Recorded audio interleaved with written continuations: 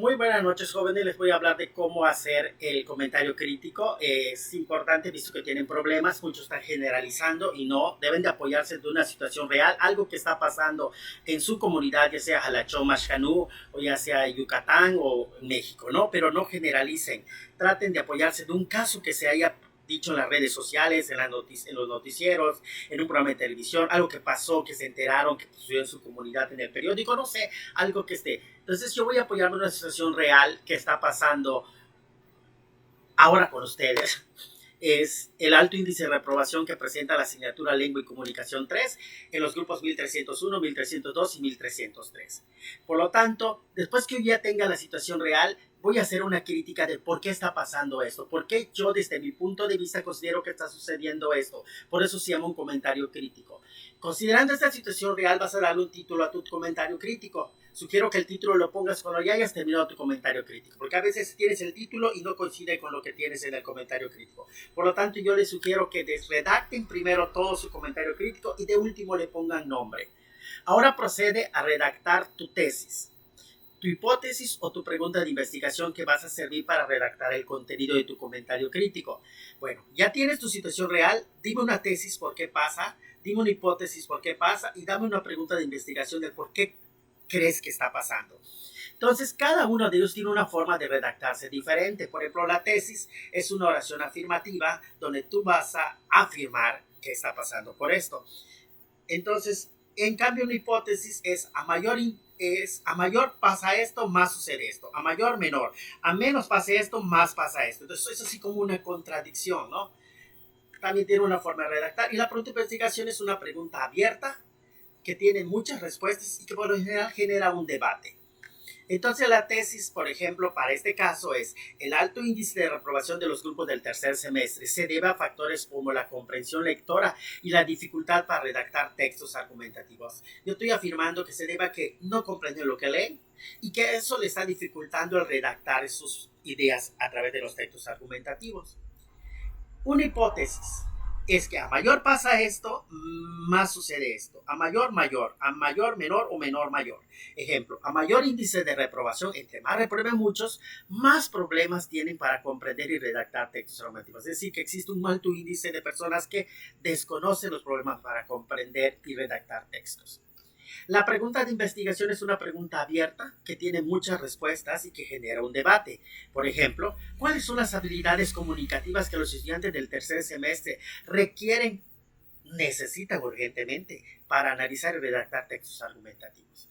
Ahora, si yo ya tengo mi tesis, mi hipótesis y mi pregunta de investigación según lo que les haya tocado, entonces ya empiezo a darle respuesta a través de un comentario crítico, es decir, una crítica. En el inicio lo más importante es que vas a exponer la razón de la situación o contexto donde vas a realizar la crítica. ¿Qué está pasando? ¿Por qué tomaste esa situación real? Aquí me lo vas a explicar. Entonces digo, leer y escribir son dos habilidades que se va fomentando desde el nivel preescolar. ¿Quién no recuerda canciones donde uno aprendía las vocales? ¿Quién no se sintió feliz cuando aprendió a leer? Entonces, ¿por qué cuando los estudiantes ingresan en la secundaria o al bachillerato se les dificulta expresarse de manera oral y escrita? Entre leer y comprender lo que lee, hay un abismo enorme que lo diferencia. Analizar lo que uno lee y expresarlo de manera escrita resulta para los jóvenes del tercer semestre una tarea académica compleja. Entonces yo ya estoy dando el contexto de por qué desde mi punto de vista como maestro yo veo que se les complica a ustedes expresar o hacer esas tareas que yo les encargo. Entonces estoy dando el contexto, la razón o situación es como que me expliques esa situación real al cual le vas a establecer una crítica. Bueno, ahora después que haya explicado esa situación real que está pasando, entonces voy a plantear el problema. ¿Cuál es el problema en sí que le voy a criticar?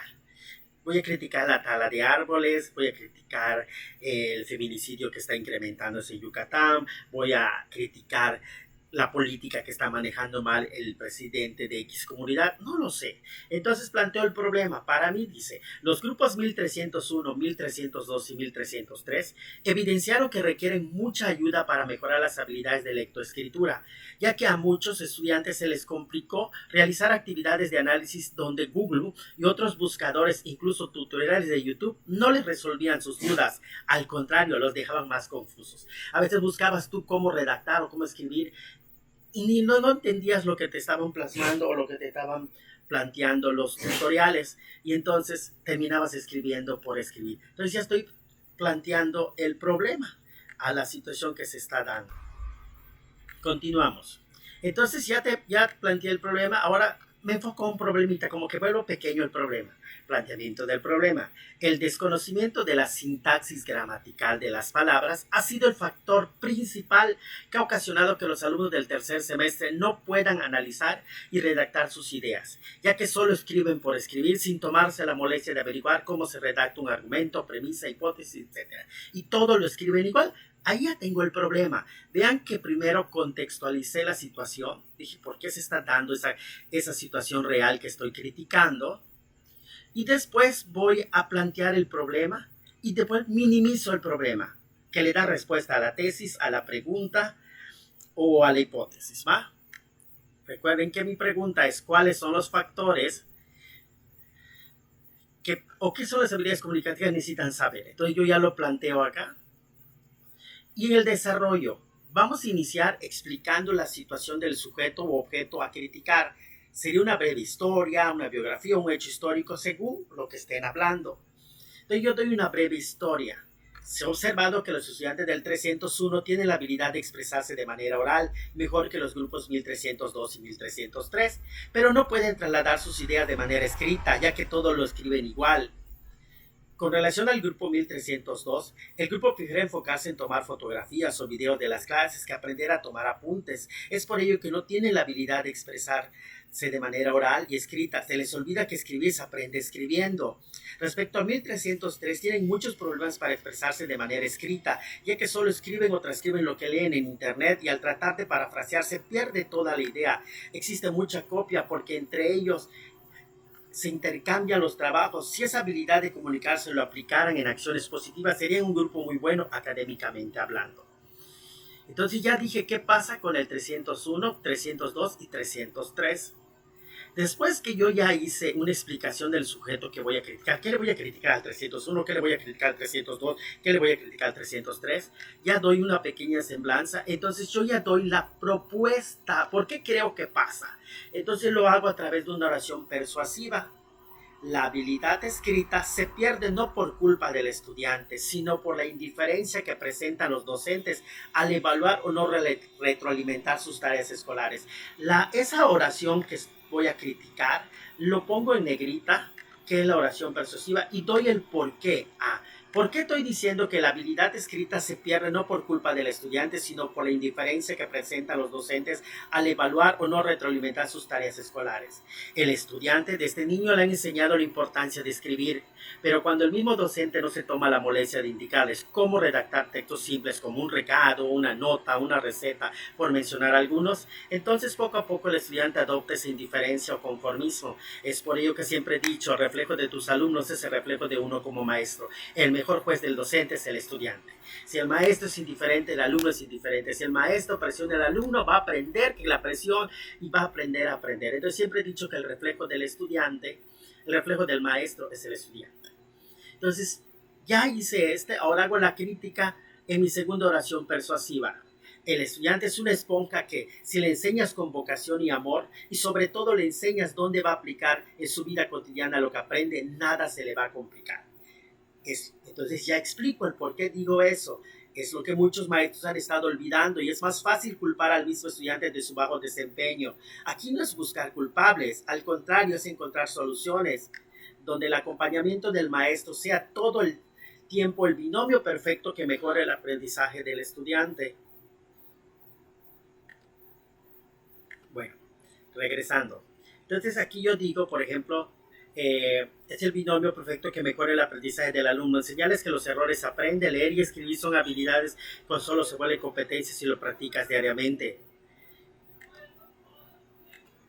Bueno, regresando. Entonces, después que tú eres el segundo juicio persuasivo, lo vas a explicar.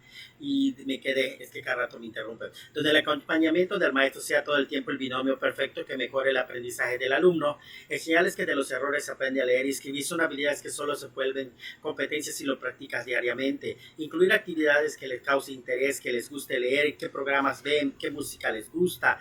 No los critiques, sino aprendes de ellos. Empieza con el gusto del joven, no con lo que a uno como adulto le gusta. Recuerda que el que está aprendiendo es el estudiante, no uno como maestro. Aquí estoy explicando el por qué y doy una razón a través de oración persuasiva. Segundo, y doy una explicación. Eso es lo que hace mi crítica elegante. Después refuerzas con un sustento tus dos oraciones. Ahora, dame, no solo lo digas, que haya algo que lo puede evidenciar. Puede ser lo que opinó alguien o simplemente lo que tú has observado, porque es un comentario crítico.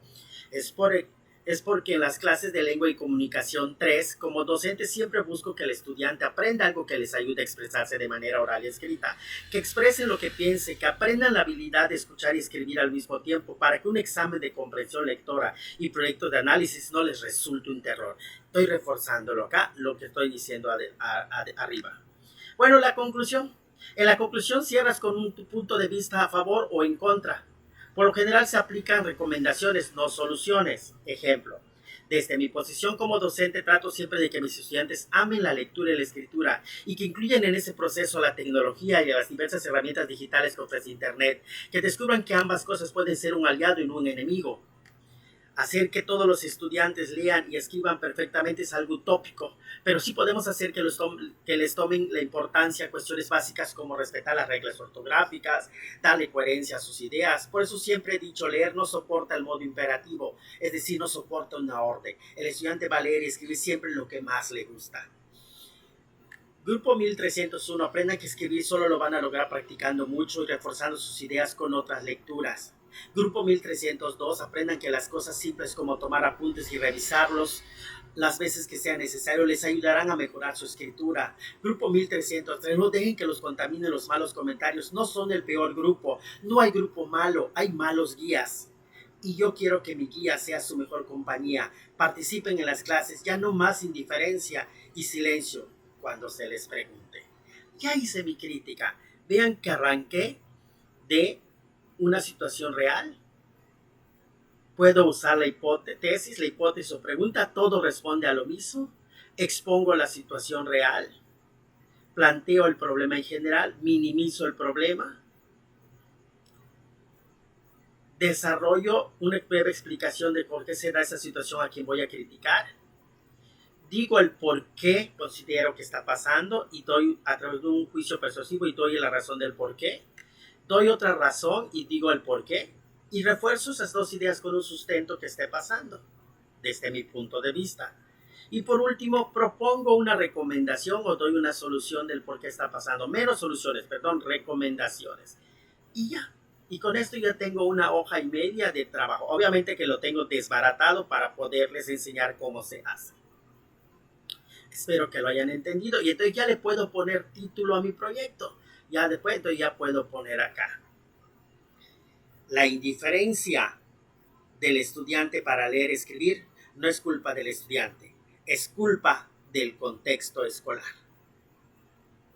Me van a matar, ¿verdad? Espero que lo hayan entendido y lo comprendan y espero que este video les sirva para hacer el de ustedes. Se les aprecia mucho y poco a poco aprenderemos esta habilidad. No se desesperen.